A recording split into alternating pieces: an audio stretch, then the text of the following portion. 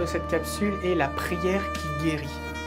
J'aimerais vous lire un verset dans l'épître de Jacques, chapitre 5, au verset 13. La Bible dit « Si quelqu'un parmi vous est dans la souffrance, qu'il prie, s'il est dans la joie, qu'il chante des cantiques, et s'il est malade, qu'il appelle les anciens de l'Église, et que ceux-ci prient pour lui, en lui faisant l'onction d'huile, et la prière de la foi sauvera le malade. » Quand on est malade, on souffre déjà.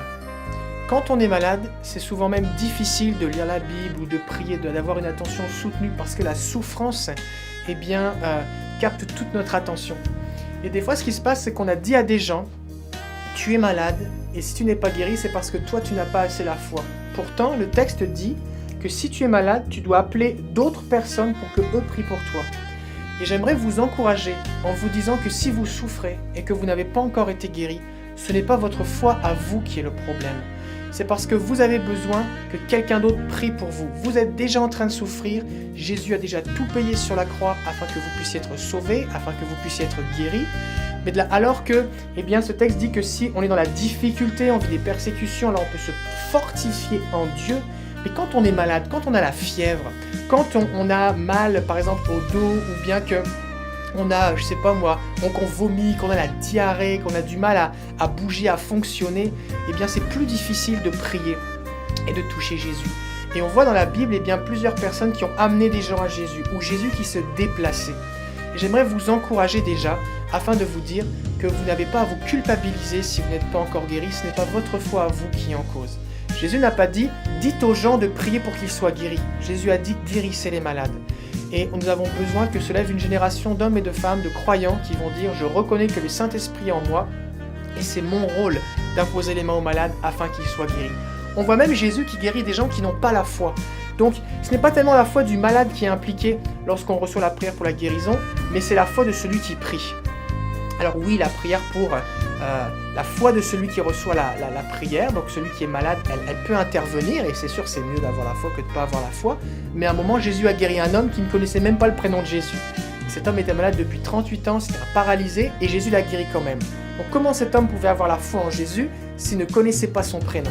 Alors soyez encouragés que ce n'est pas de votre faute si vous êtes encore malade. Alors maintenant j'aimerais prier pour vous, parce que je ne vais pas juste parler. La Bible dit que le royaume de Dieu ne consiste pas en paroles, mais en puissance. Alors j'aimerais prier pour vous. Si vous êtes malade, mettez simplement votre main là où vous avez mal. Si vous avez mal partout, mettez votre main sur votre tête et attendez-vous à Dieu. Le Saint-Esprit va vous toucher maintenant là où vous êtes. Saint-Esprit, je prie maintenant que la puissance de guérison soit relâchée sur le corps de ceux qui regardent cette vidéo maintenant. Je te remercie Jésus parce que tu as déjà porté leur souffrance. Tu as déjà porté leur maladie à la croix. Et ça, c'est déjà payé. Tu as tout accompli. Alors je déclare maintenant la santé. Que la douleur quitte les corps. Je parle à chaque articulation. Du cou, du genou, des épaules, des coudes, de chaque articulation, de chaque doigt, de chaque orteil, les chevilles, chaque vertèbre. Et je déclare la santé maintenant. Je déclare la santé dans les hanches. Au nom de Jésus, que la pression dans les tempes, si vous avez de la pression dans les tempes, ça relâche maintenant, les céphalées cessent maintenant au nom de Jésus. J'appelle une vision claire, je bénis les yeux, que les yeux s'ouvrent maintenant au nom de Jésus. Je prie spécifiquement pour ceux qui ont des glaucomes, si vous avez un glaucome, le Seigneur ouvre vos yeux maintenant. Recevez cette guérison, je vous bénis au nom de Jésus.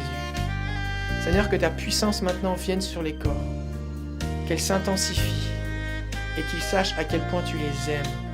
Que tu viens les toucher. Je bénis ce que tu es en train de faire, Seigneur. Que la douleur disparaisse complètement, que l'inflammation, que toute tendinite cesse maintenant au nom de Jésus. Je commande à tout esprit d'infirmité de quitter le corps de celui qui regarde cette vidéo maintenant au nom de Jésus. Et je parle à chaque maladie qui a un nom. Que le nom de Jésus est plus élevé, le nom de Jésus est plus grand. Alors je dis Jésus. Au nom de Jésus, sois guéri maintenant. Commencez à faire quelque chose que vous ne pouviez pas faire. Essayez de faire quelque chose que vous ne pouviez pas faire. Peut-être c'était un mouvement, essayez de toucher, ausculter, regardez ce qui se passe. Peut-être que vous aviez une bosse, un kyste, et peut-être que vous avez senti que ça a chauffé pendant que je priais, ou alors vous avez senti que ça a bougé, ou ça a diminué, ou peut-être ça a changé de couleur. Priez pour que Dieu continue son œuvre parce qu'il va accomplir une œuvre complète. Envoyez-nous vos témoignages parce que je crois que plusieurs déjà ont été guéris. Soyez bénis.